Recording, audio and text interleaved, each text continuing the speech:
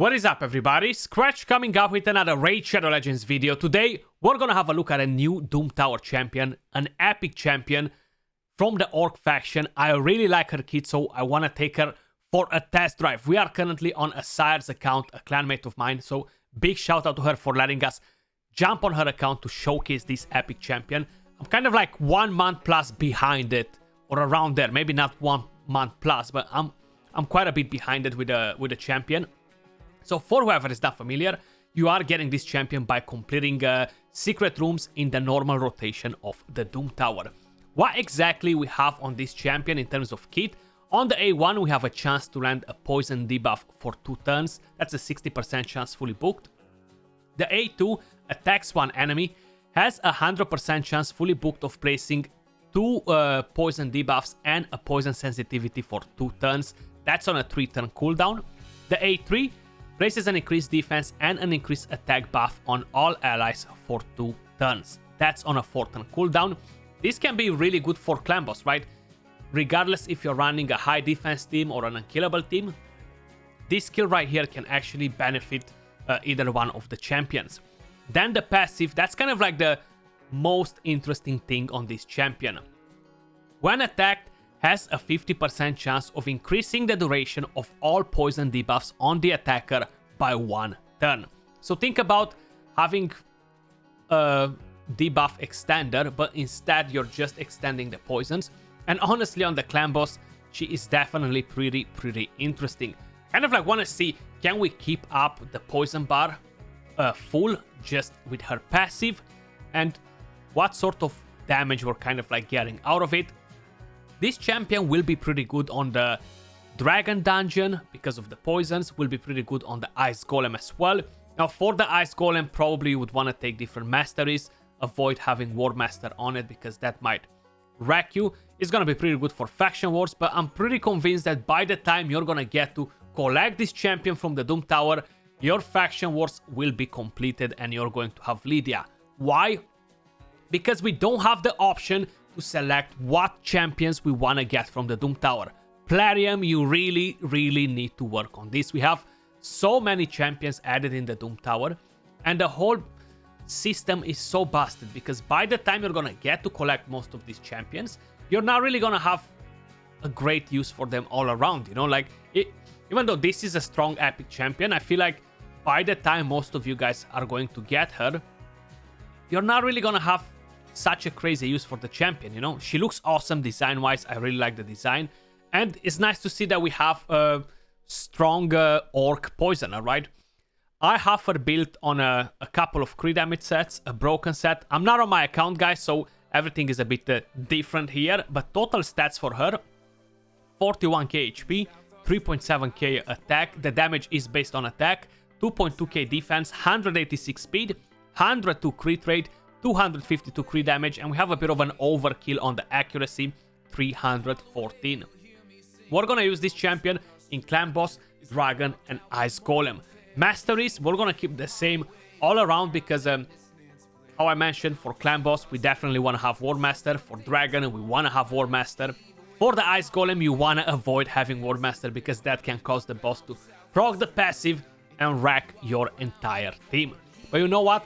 Let's jump straight into it, into the clan boss, and then we're gonna do the dungeon. We're gonna try her in this team, guys, because she is running the Barrier on this account. So unfortunately, she is not a champion for the Barrier. She doesn't bring defense down, she doesn't bring weaken, so that will actually drop the damage quite a bit. But in this format like this, we're gonna be able to see if she's gonna be able to keep the poisons up. We're gonna block the A2 on a Ferrokin, so she's the only one landing poisons. Because we are attacking Magic Affinity, guys, Ferrokin is not really going to be the most reliable champion for defense down. Helicat has no masteries. How I mentioned, if you guys want to find out anything about the team, we have it right here. So this is the guide, the most complete clan boss champion. It's kind of like the entire team speeds, rotation, everything else that you need to know. Now coming back at the team, guys, this is going to go on full auto. The preset is very easy. Nothing really crazy to do in here. We just blocked a couple of skills. We're not gonna use the A3 on her either because we have Krela for increased attack. We don't really need increased defense here. Even Helicat is gonna get it from his own kit, so we don't really need to stress about having that. That will boost his damage a bit. So the whole idea here is that she's gonna fill up that poison bar. It's actually pretty crazy. The stats on her are not insane to see what sort of huge numbers she throws in there in terms of damage, but she does hit fairly decent. 44k hit for an A1 without having defense down or weaken on the boss. I feel like it's pretty decent. It's not as powerful as Krella. Krella definitely hits much harder, but having the poison sensitivity and the poisons in here actually helps quite a bit. The A1 lands more poisons, so that all around will benefit the team quite a bit. Let's see. So Helicat has no masteries. This team is not gonna drop tons and tons of damage, guys. A lot of weak hits from 2 spirit champions in here. The defense down is not gonna stay there as consistent as I would like to. So probably if any of you guys will decide to use the champion in clan boss, you definitely need to bring in a much better champion for defense down than Ferak in the Fat, you know? So either you're gonna have to bring in a champion to constantly run at a 4-to-3 ratio to have that defense down on the boss for every single turn, so you never drop it. And like that, even if she fills the poison bar, the defense down will never drop and the weaken from the clan boss, so that will actually keep the damage better all around, you know? Filling the poison bar just with poisons like we have it right now is actually pretty dangerous. And when the clan boss hits us, they have the champion has a 50% chance to increase the duration. Because we are on affinity, the clan boss actually hits us quite a lot, which makes the champion much better here.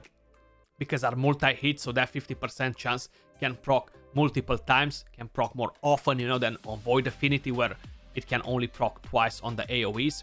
You could make her the stun target on a different team, and like that, she's gonna have another chance to proc the poisons, to proc her passive when she gets the hit from the stun.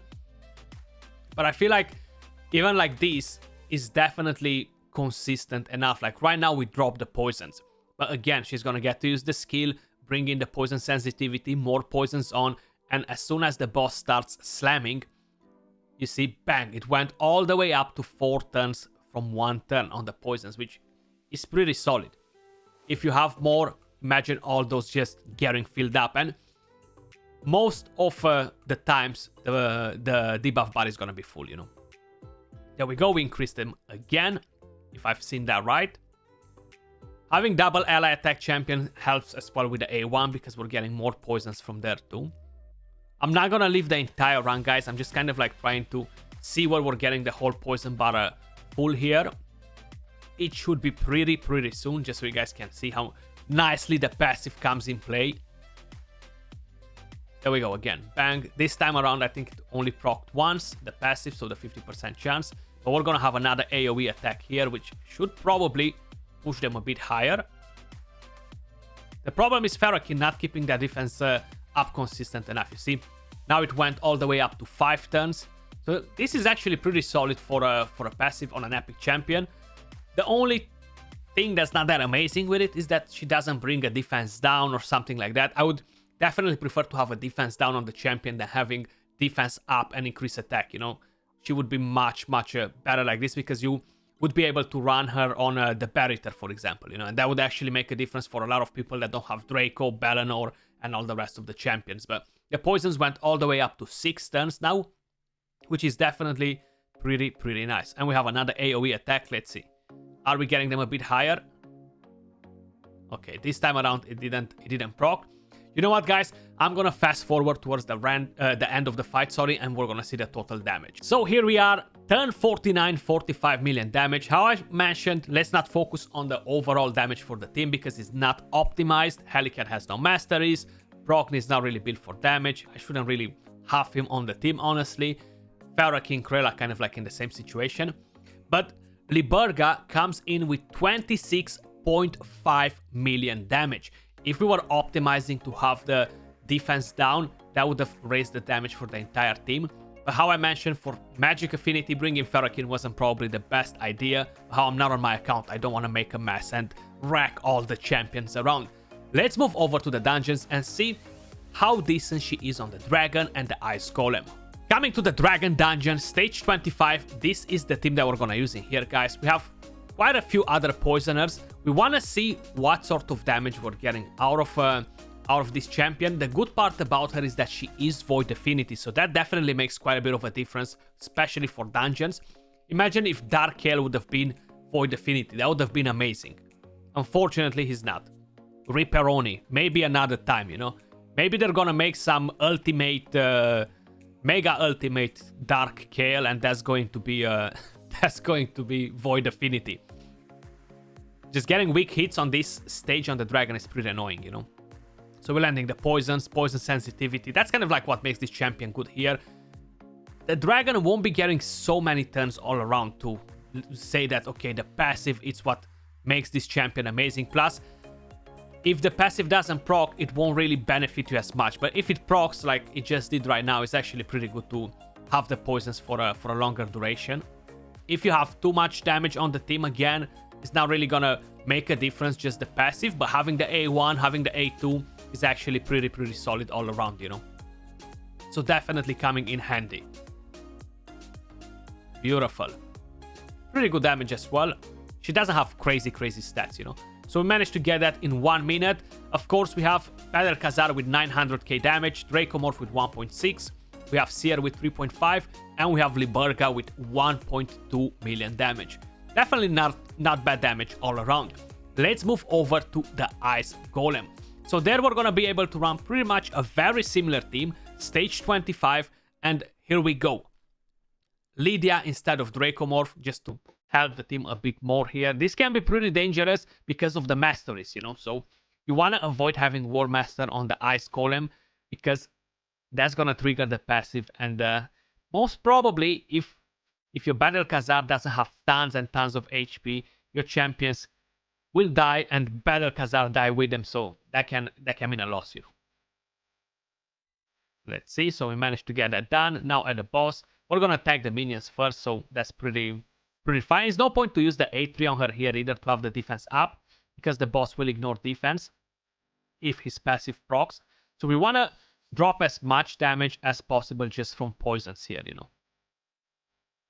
I wish I would have stopped the Renegade's A2 in here and placing that decreased speed on the boss. That would have been much better not to have it on, actually. Okay, we lost Seer, that's good. So a lot of the danger can actually go down now with the Seer being dead, you know. Till she's gonna get a revive once Lydia is gonna proc her passive. Once the boss will try to revive as well. Okay. Come on, boss. Back us. There we go. I don't think the passive actually procced on her, but it's still pretty good to have the poison sensitivity and just to have so many poisons on, you know.